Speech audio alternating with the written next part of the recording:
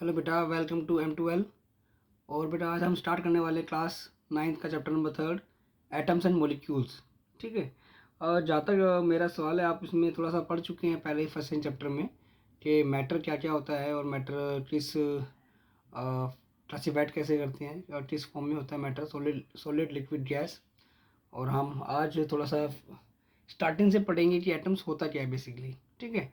तो सबसे पहले हमारे इसमें जो दिया हुआ है वो इंडियन फिलोसोफर थे महर्षि कनाड। ठीक है।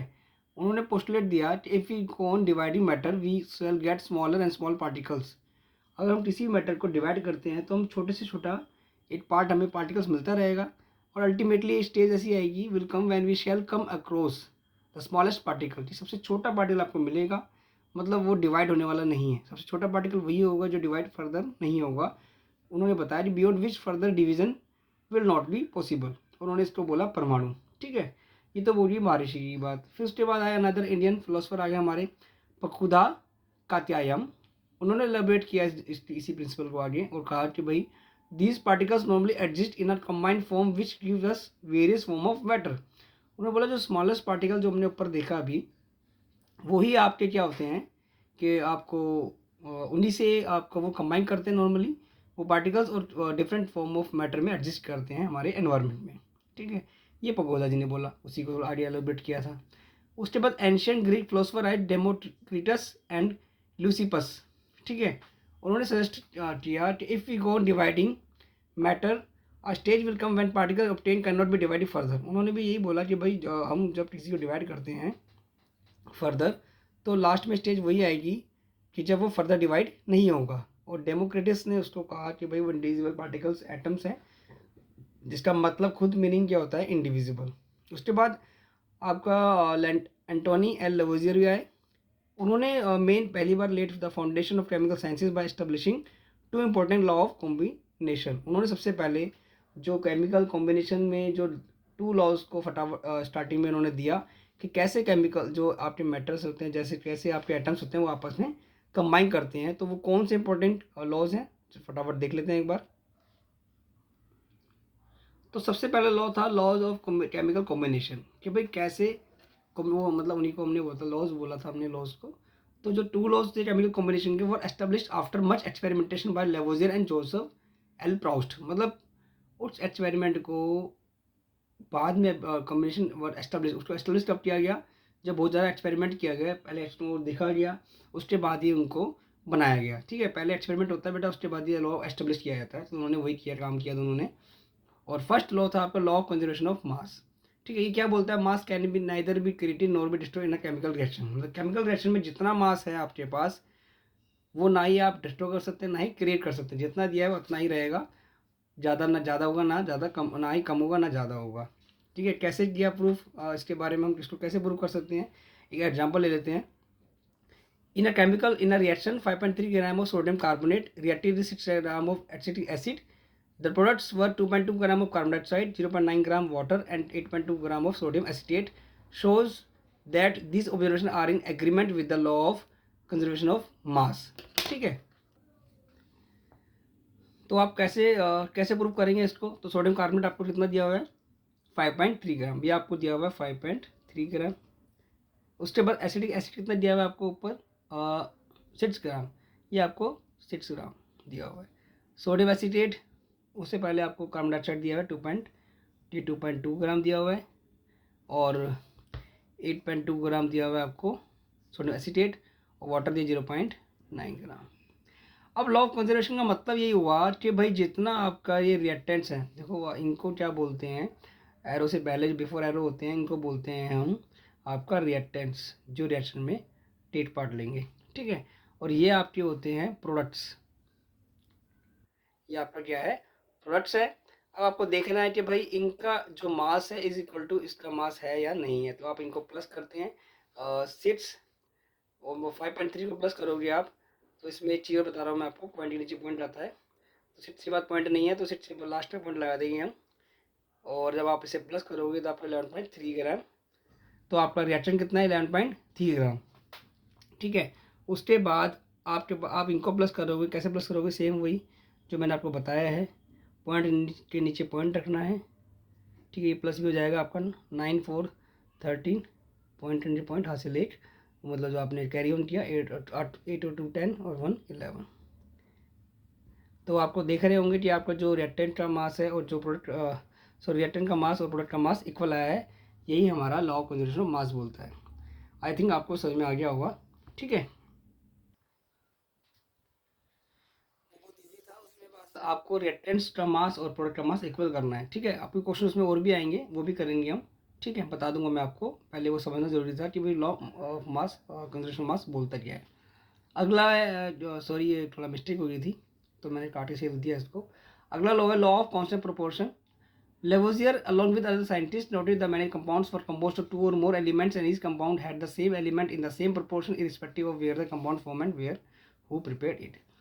जो लेवोजियर थे उनके साथ और साइंटिस्ट भी थे, उन्होंने देखा कि भाई noted that many compounds were composed of 2 और मोर एलिमेंट्स। जो भी जो कंपाउंड्स होते हैं 2 या 2 से ज़्यादा एलिमेंट से मिलकर बनते हैं, और उनके अंदर जो एलिमेंट्स होते हैं उनकी रेशो सेम प्रोपोर्शन होता है, इरिस्पेक्टिव कि भाई वो कहाँ आपने लिए हैं, उन कंपाउंड को कहाँ से आपने लिया है और कहाँ पे आपने उनको बनाया है।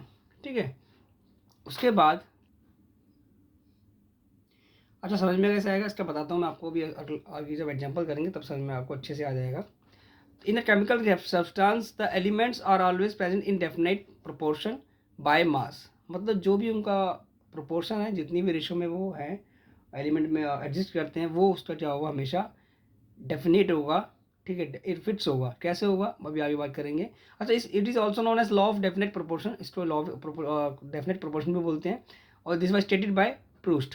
प्राउस्ट ने इसको स्टेट किया था, बताया था इसके बारे में। अब जरा एग्जाम्पल पे आते हैं ताकि हम अच्छे से इसको समझ सकें। In a compound such as water the ratio of mass of hydrogen mass of oxygen is always 1:8। इसका मतलब क्या है, देखो आपको पता है कि जो हमारा वाटर है, जो वाटर हाइड्रोजन का मास होता है वो होता है 1, 2 से मल्टीप्लाई करेंगे 2 आ जाएगा। हम ऑक्सीजन का अलग लिख लेते हैं, ऑक्सीजन का जो मास होता है वो 16 होता है, एटॉमिक मास 2 और 16। जब कैंसिल अप करो 2 1 2, 2 8 16, तो 1:8। तो हाइड्रोजन और ऑक्सीजन का जो मास होता है 1:8 होता है। अब वाटर आप कहीं से भी ले लो, चाहे आप अमेरिका का पानी पी लो, यहाँ का पानी पी लो, ईरान इराक कहीं का पानी पी लो, आप कहीं का पानी लेंगे आपको 1:8 ही वाटर में आपको हाइड्रोजन और वो ऑक्सीजन मिलना है। ठीक है, मेरे ख्याल से आपको समझ में आ गया होगा अच्छे से। नहीं आया तो और एग्जाम्पल देख लेते हैं हम। इन अमोनिया का फॉर्मूला होता है आपका NH3। Nitrogen and hydrogen are always present in the ratio 14:3 by mass whatever the method or the source of from which it is obtain. कहीं से भी आप ले लो इसको, आपका ये मतलब सोर्स कहीं से भी हो, कहीं भी आपने बनाया हो, अमोनिया में रेशियो 14:3 ही होगा। कैसे नहीं बता सकता हूँ मैं इसको, देखो NH3 आपका बता रखा है मैंने।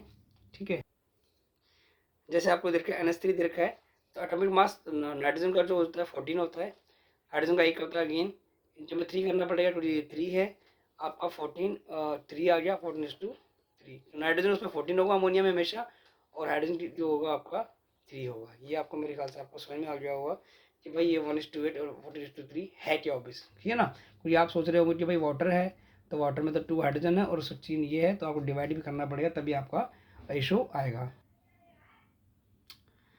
उसके बाद आते हैं हम ब्रिटिश जॉन डाल्टन के बारे में पढ़ते हैं थोड़ा सा, जो उन्होंने पोस्टुलेट दिए थे, जो थ्योरी दी थी उन्होंने।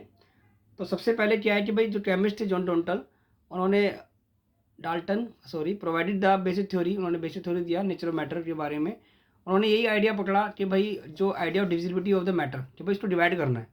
टिल देन पहले तो जो फिलोसफी कहा जाता था, उसने एटम को लिया as a given by Greek ने जो नाम दिया था, उसने बोला कि भाई जो स्मॉलेस्ट पार्टिकल है वो आपका मैटर में जो है वो एटम ही है। According to Dalton atomic theory वो बोलता था ऑल मैटर, बोला उन्होंने, all matter what whether than element, चाहे कंपाउंड हो चाहे मिक्सचर हो, is a composed of small particles called atoms. कि भाई जो भी हो, चाहे मैटर के अंदर मैटर हो, एलिमेंट हो, कंपाउंड हो, मिक्सचर हो, स्मॉल पार्टिकल से मिलकर बना है, जिसे हम एटम बोलते हैं। और उसका पोस्टुलेट क्या था, all matter is made up of very tiny particles, tiny बोलो टीनी बोलिए आप, कॉल्ड एटम्स। इसको क्या बोला उसने, एटम्स बोला। विच पार्टिसिपेट इन केमिकल रिएक्शन, जो केमिकल रिएक्शन में पार्टिसिपेट करते हैं। ठीक है, एटम्स आर इंडिविजिबल पार्टिकल्स, मतलब उनको आप डिवाइड नहीं कर सकते हैं। Which can not be created or destroy in chemical reaction, chemical reaction में आप उनको नहीं क्रिएट कर सकते ना ही डिस्ट्रॉय। ये दूसरा हो गया। Third, atoms of given element are identical in mass and chemical properties.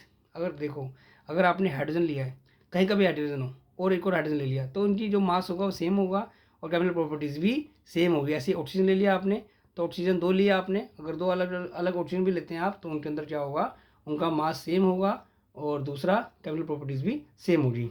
But atoms, अब अगला देखिए, atoms of different elements have different masses and chemical properties, उनकी प्रॉपर्टीज़ भी डिफरेंट होगी और डिफरेंट, अगर उनका मास डिफरेंट है, डिफरेंट एलिमेंट्स हैं, उनका मास डिफरेंट होगा और उनकी केमिकल प्रॉपर्टीज़ भी डिफरेंट होगी। जैसे H है और O है, तो इनका मास, इसका मास 1 है, इसका मास 2 है, तो इसका एटॉमिक मास डिफरेंट है और इसका, सॉरी, इसका 8 होता है, ओ 16 होता है, सॉरी। तो हाइड्रोजन का एटॉमिक मास 1 होता है, इसका 16 होता है। तो देखो डिफरेंट एटॉमिक मास है, इनका प्रॉपर्टीज़ भी डिफरेंट डिफरेंट होगा। उसके बाद atoms combine in the ratio small whole number, जो भी एटम कंबाइन करते हैं आपस में हमेशा होल नंबर में करते हैं, तभी वो क्या करते हैं, क्या बनाते हैं, वो कंपाउंड्स बनाते हैं। होल नंबर्स का मतलब है कि वो पॉइंट में या फ्रैक्शन में नहीं है डिवाइड, वो करते हैं आपस में, कंबाइन हमेशा होल नंबर में करते हैं। The relative number and kinds of atoms are constant in given compound, मतलब वैसे वही वाली बात कर रहे हैं, लॉ ऑफ कांस्टेंट प्रोपोर्शन वाली बात कर रहे हैं यहाँ पे हम। जो भी आपके नंबर्स H2O है, या जो भी आपका NH3 अमोनिया पढ़ा हमने, या क्या कार्बोनेट है, या जो भी है कैल्शियम कार्बोनेट है, कार्बन डाइऑक्साइड है, उसके अंदर वो जो उनके जो एटम्स का जो रिलेटिव नंबर होगा वो हमेशा क्या होगा, कांस्टेंट होगा। ठीक है, वो जैसे वाटर था, वाटर कहीं का भी ले लो, तो उसमें क्या होगा, नंबर सेम रहेंगे एलिमेंट्स के। ठीक है, H2O तो H2 ही रहेगा। तो ये हमारा आज डाल्टन एटॉमिक थ्योरी खत्म हो गया बेटा। इससे आगे हम नेक्स्ट क्लास में कंटिन्यू करेंगे। आई होप आपको अंडरस्टैंड समझ में आया हो, और अगर कोई दिक्कत आ रही हो तो आप प्लीज़ कमेंट कर सकते हैं। ठीक है, थैंक यू।